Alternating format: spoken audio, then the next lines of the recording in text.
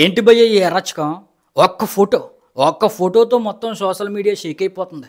అదేదో సినిమాలో డైలాగ్ ఉన్నట్టు షేక్ ఆడించేస్తున్నారు భయ్య ఒక్క ఫోటోతో.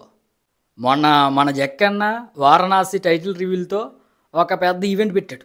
1000 కోట్ల సినిమా, హాలీవుడ్ రేంజ్ ఉన్న cinema, Hollywood actors technicians act చేస్తున్న సినిమా, భారీ బడ్జెట్ సినిమా, త్రివిలారు బాహుబలి తర్వాత రాజమౌళి డైరెక్షన్ చేస్తున్న సినిమా, ఎన్ని భారీ ఎలివేషన్స్ ఉన్నా కూడా ఆ ఈవెంట్ ఎంత హైప్ తెచ్చుకోలేదు భయ, ఇంతలా షేక్ ఆడించలేదు.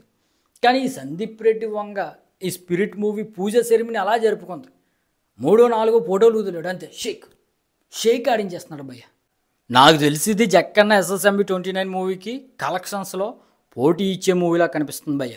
అదేవిధంగా అల్లు అర్జున్ A22 అట్లీ మూవీ రాబోతుంది కదా, దానికి కూడా పోటీ ఇచ్చే విధంగా కనిపిస్తుంది.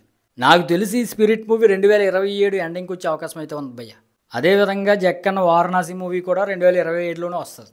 ఇక A22 అట్లీ మూవీ కూడా, అల్లు అర్జున్ అట్లీ మూవీ కూడా 2027లోనే వచ్చే అవకాశం అయితే ఉంది. అంటే ఇండియాలోని బిగ్గెస్ట్ సినిమాలన్నీ కూడా ఒకదాని తర్వాత ఒకటి వచ్చేస్తాయి అన్నమాట. వీటన్నిటికీ కూడా ఈ స్పిరిట్ అయితే మంచి పోటీ ఇచ్చేలాగా అయితే నాకైతే కనిపిస్తుంది భయ్య. ఇక ఈ పూజ సెరమనీకి మెగాస్టార్ చిరంజీవి గారు గెస్ట్గా వచ్చారు భయ్య. మరి ఆయన సినిమాలో ఉంటారో లేదో తెలియదు, కానీ ఆయన కానీ సినిమాలో ఉన్నారంటే ఇక బాక్స్ ఆఫీసు దండయాత్ర అనేది చిన్నపదం అయిపోతుంది భయ్య. మరి మెగాస్టార్ గారు కూడా నెంబర్ 1గా అనేక దశాబ్దాలు ఇండస్ట్రీని ఏలారు. ఒకప్పుడు బిగ్గర్ దెన్ బచ్చన్ అనే విధంగా ₹1 పైన రెమ్యునరేషన్ అందుకున్న మొదటి యాక్టర్గా రికార్డులకు ఎక్కాడు.